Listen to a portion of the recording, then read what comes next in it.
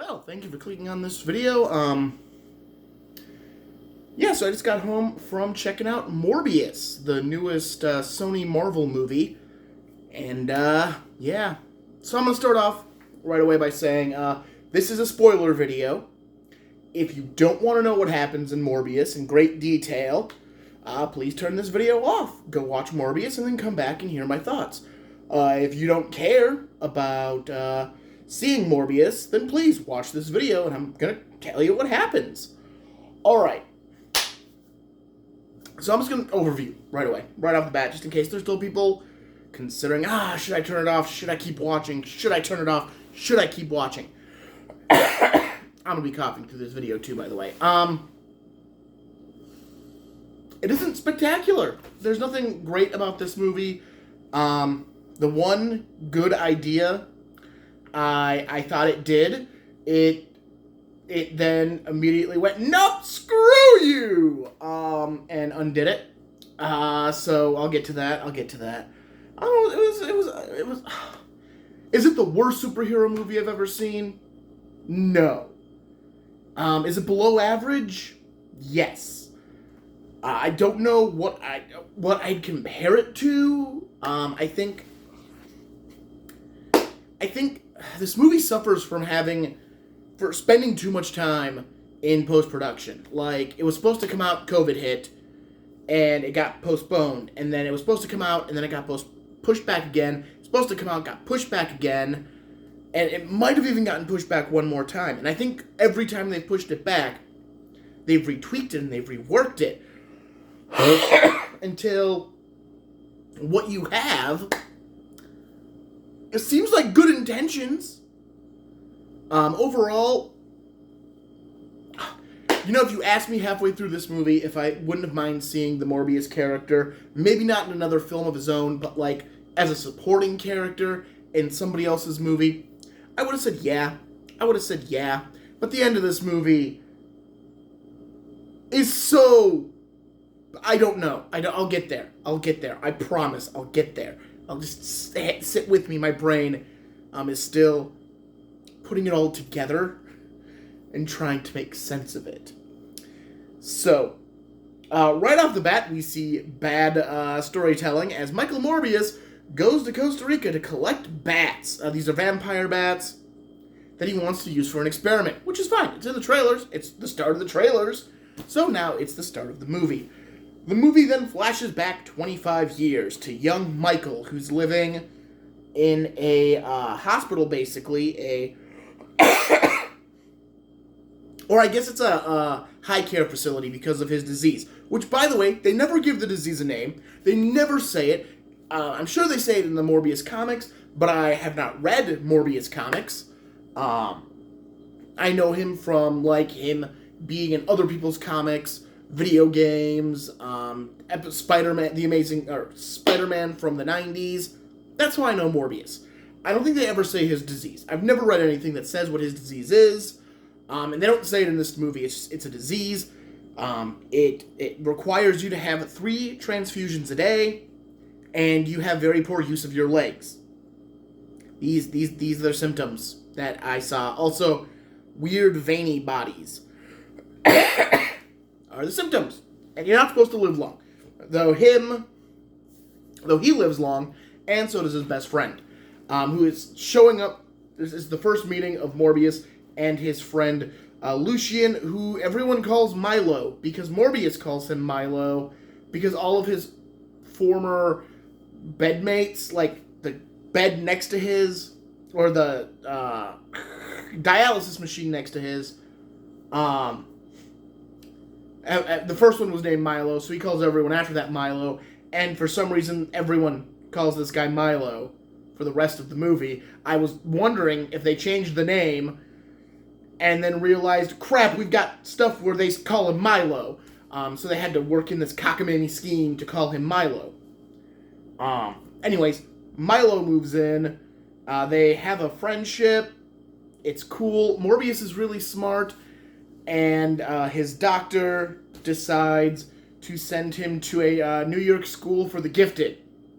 Which my brain immediately went to Xavier's School for the Gifted. But Morbius isn't a mutant, therefore that's not the school. But then again, they don't name the school. He then leaves. He leaves. He likes folding origami, which is only important in the first part of this movie. Yeah, he does it a lot, but only in the first part of the movie. I feel like that's something else that was supposed to come back, but it got choppity. So he folds an origami note for his friend. It flies out the window, and you see his friend has a real bad temper when he beats the crap out of a kid with his crutch. We then jump forward in time to Morbius now as an adult. He is he's up for a Nobel prize because he has invented a substitute blood, fake blood, but it works. I forget what they actually called it. It has a much more impressive name than fake blood that works. Anti-blood, not blood. I forget. Blood beater? I don't remember what it's called, but it's not blood. Synthetic blood? It might be synthetic blood. He's created synthetic blood. Apparently, he denies the award, but we only know this because we cut back to the hospital and someone says he denied the award and told the king and queen of Sweden to screw off because he wasn't going to accept an award for a failure, because apparently the synthetic blood was the byproduct of a experiment that didn't work. So Morbius is kind of an asshole, but again, like, why didn't there's a scene of him in a suit at Stockholm. Why is the speech not, why are we being told about the speech? Why are we not shown the speech? Was the speech never filmed? Was this, again, something that came through in post-production that they decided to reshoot and make it so that he did this,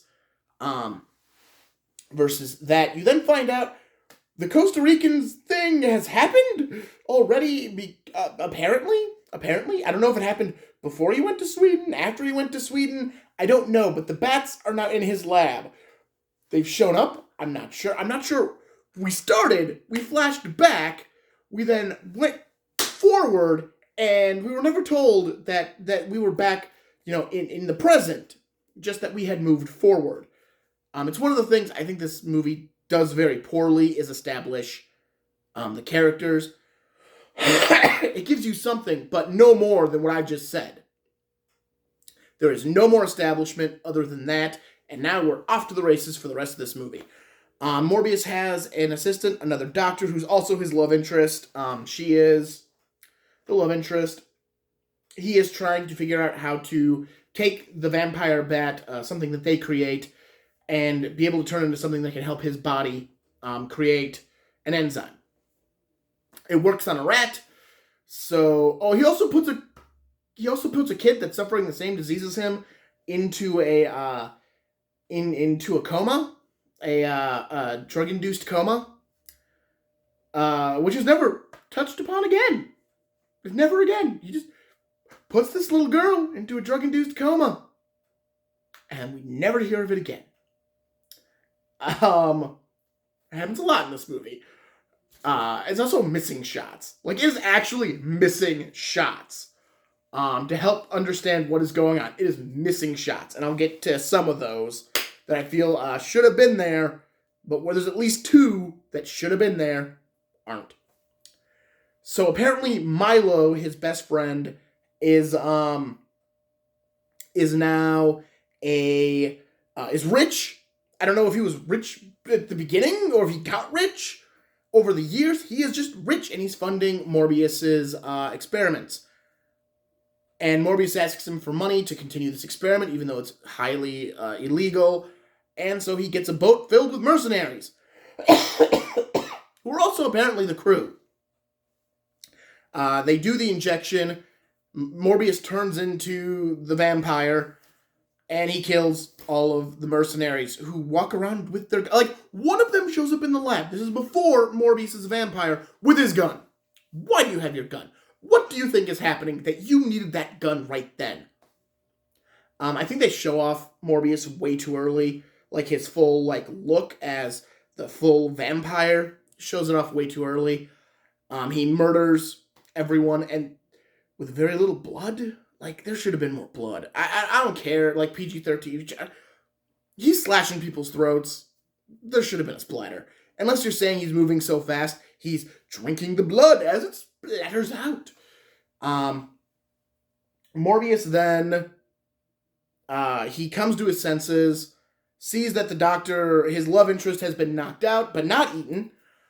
He radars for Mayday and then jumps off the ship. He returns to his lab, where he spends a lot of exposition and a lot of movie time. Like for a movie that's just an hour and 45 minutes, he spends a lot of time in his lab.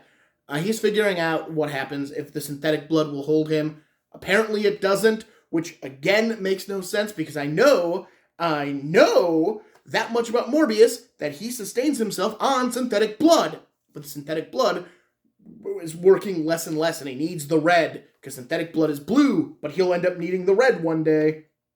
Milo shows up while he is experimenting with what happens if he goes without blood, and he is freaking out and dying, and Milo brings him some of the synthetic blood, and he realizes Morbius is cured because he's not walking with crutches. He looks healthy. He wants the cure. Morbius tells him no, and Milo exits, except we miss the shot.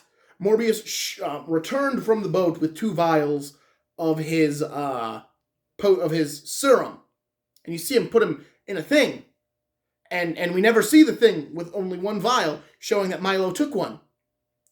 Also, I have no idea how Milo knows how to inject the crap because it's got to go into like a specific vertebrae in the back. So, questions. Again, I don't know if this movie was supposed to have a villain. That's a problem I have with this movie. It does this trope of, oh, we need a villain that's the exact same as our hero, only he's bad. See Ironmonger, Red Skull, the Abomination, Yellow Jacket, Riot. There's other ones. I know they're out there. I just don't want to put a lot more thought into it. But I just named out 5 in the superhero movie since the Iron Man boom that all did.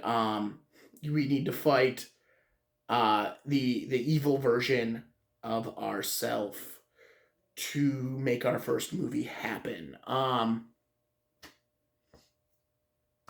So yeah.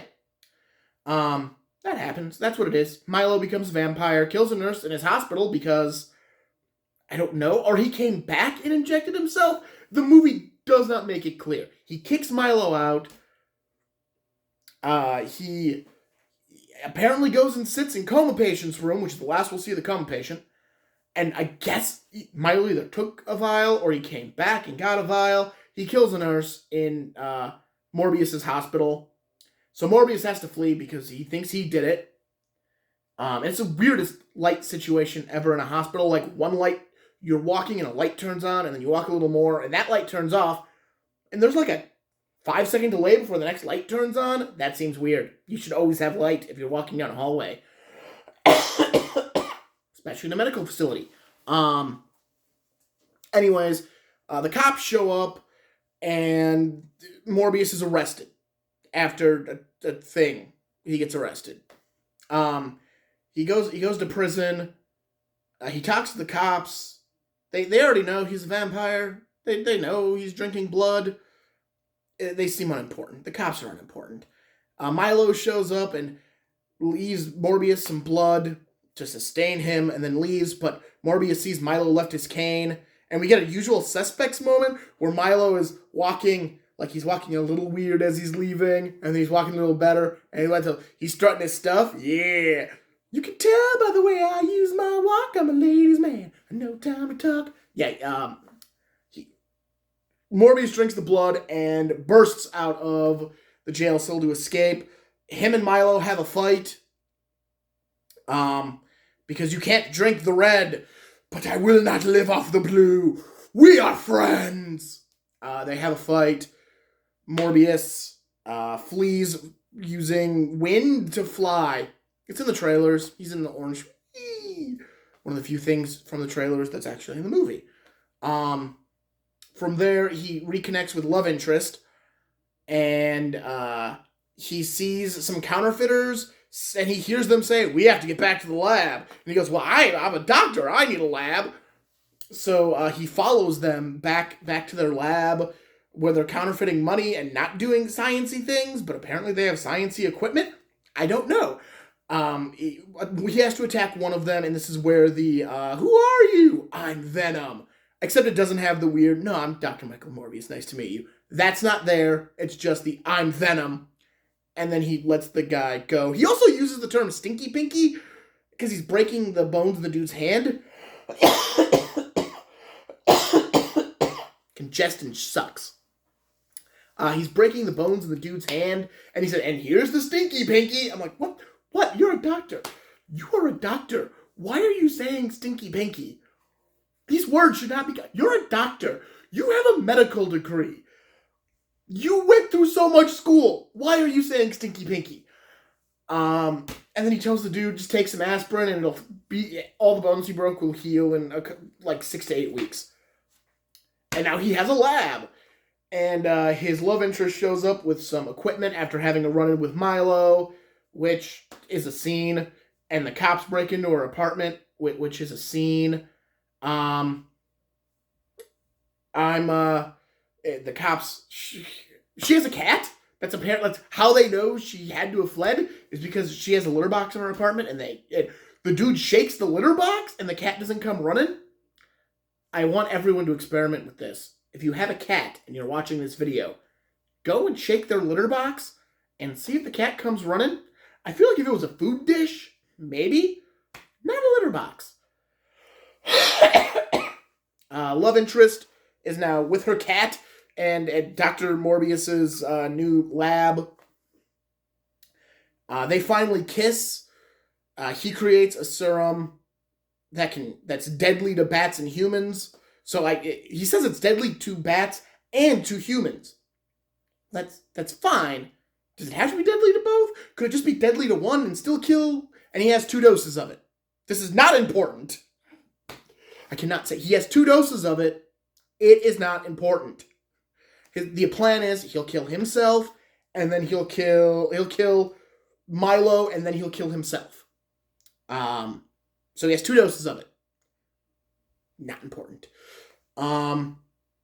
He goes off because he finds out that his mentor, the one who told him, you need to go to the school for the gifted and has been helping Milo with his dialysis for all these years. Milo has killed him. And then Milo has captured the love interest and kills the love interest. And Michael goes after so draws him away to take the love interest, kills the love interest, and Michael comes back, and she Audrey 2s herself, basically saying she knows she's dying for him to drink her blood. Which I thought was really cool. I thought the Audrey 2 thing was really cool. That was a great idea. I really liked it. It was my favorite part of this movie, and then it stopped. They then have their fight, and it looks real shitty, because it's real bad CG as they're fighting. Because they're both in their vampire forms, and they're fighting around the... It's bad. It is real bad CG. Until they end up in a tunnel system, where for some reason, Morbius summons every bat in New York City, which is a lot. There's a lot of bats in New York City. New York City has a bat problem. I don't know if New York City knows it has a bat problem, but New York City has a bat problem, because there are hundreds of bats that Morbius somehow summons by echolocation. I feel it puts a beat into some water and the bats come. And then Milo goes to attack Morbius, and Morbius,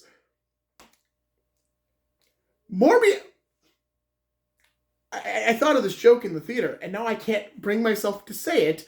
Morbius Kamehamehas the bats at him. He literally, and he Kamehamehas the bats at him. And then he jumps on him and stabs him with the thing.